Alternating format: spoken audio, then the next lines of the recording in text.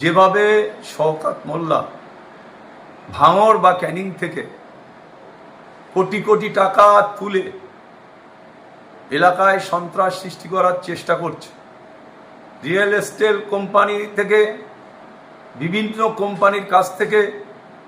কোটি কোটি টাকা তুলছে, সেই টাকা নির্বাচনে ব্যবহার করার জন্য চেষ্টা করছে। আপনারা দেখেছেন যেভাবে বোম, গুলি, বন্দুক ভাঙড় ক্যানিংয়ের বুকে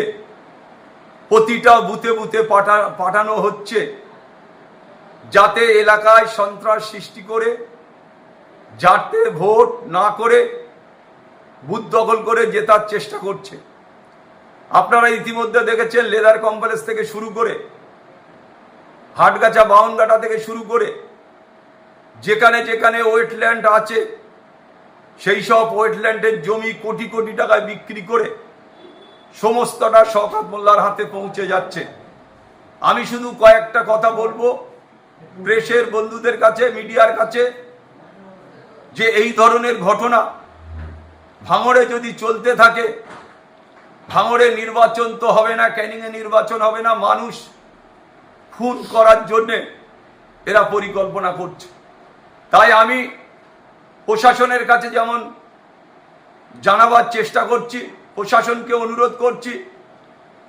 আমি সিপিকেও অনুরোধ করছি, আমি ইডি, সিবিআই যারা দায়িত্বে আছে তাদের কাছেও আমার আবেদন যে অবিলম্বে এই যে কালো টাকা, এই যে কোটি কোটি টাকা তুলে নির্বাচনের নামে আত্মসাৎ যেমন করছে, এই টাকা দিয়ে বোম, গুলি, মেশিন কিনে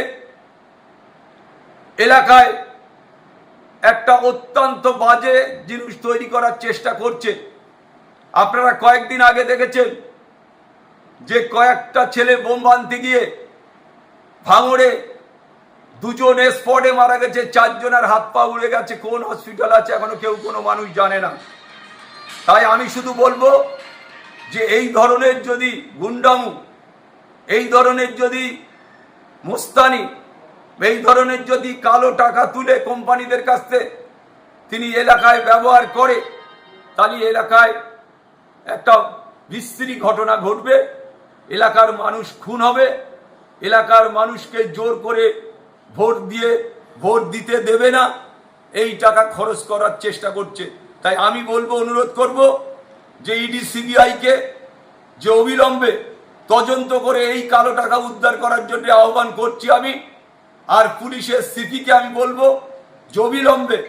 আপনি আপনার প্রশাসন দিয়ে দেখুন, আমার উপরেও আক্রমণ করার চিন্তা ভাবনা চলছে, যে কোনো সময় আমার উপরে আক্রমণ হতে পারে। তাই আমি আজকে বলছি যে অবিলম্বে প্রশাসনকে নজর দেওয়ার জন্যে, প্রশাসনকে দেখার জন্যে, সিপিকে দেখার জন্যে আমি অনুরোধ করব যে যাতে ভাঙড় ক্যানিংয়ে বড় দুর্ঘটনা না ঘটে সেই চেষ্টা কলকাতা পুলিশ দেখবে যেমন, বেঙ্গল পুলিশ দেখবে যেমন, সেই সাথে সাথে আমি ইডি, সিবিআই বা অন্য যারা আছে সমস্তদের কাছে আমি ইতিমধ্যে মেল করেছি। আমি সবাইকে জানিয়েছি অবিলম্বে যে কোম্পানিগুলো এই যে কোটি কোটি টাকা দিয়ে শওকত মোল্লার হাতকে শক্ত করার চেষ্টা করছে, আমি সেসব সমস্ত কোম্পানির নাম দিয়ে আমি ইতিমধ্যে ইডি, সিবিআই, কলকাতা পুলিশকে আমি জানিয়েছি, যাতে অবিলম্বে এর বিহিত ব্যবস্থা হয় তার আবেদন রাখছি।